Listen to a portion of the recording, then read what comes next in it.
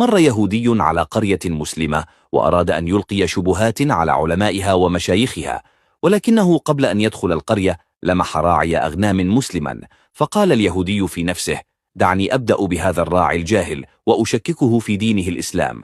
تظاهر اليهودي للراعي أنه مسلم وعابر سبيل، وبعد أن جلس معه بعض الوقت قال له: ألا ترى أننا كمسلمين نجد في حفظ القرآن مشقة شديدة، لأنه يتكون من 30 جزءا، وفيه آيات كثيرة متشابهة، فلماذا لا نحذف المتشابه منها لأنها بلا فائدة، وإنما هي تكرار للكلام فقط، وبعد ذلك الحذف ستقل أجزاء القرآن، وسيسهل علينا حفظه ومراجعته والاستفادة منه. استمع الراعي بإنصات إلى اليهودي، ولما فرغ من كلامه قال الراعي: كلامك يا هذا جميل ومنطقي، وأنا مقتنع تماما بما تقول.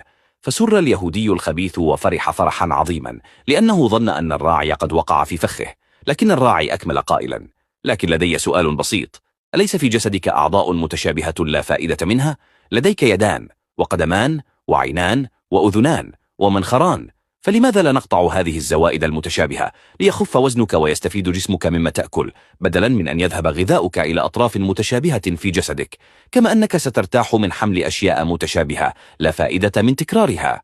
دهش اليهودي من رد الراعي، فقام فورا وحزم متاعه وهو مسود الوجه، عائدا من طريقه يجر أذيال الحسرة والندامة والخيبة، وهو يقول: ألجمني جواب راعي أغنامهم، فكيف بجواب علمائهم ومشايخهم؟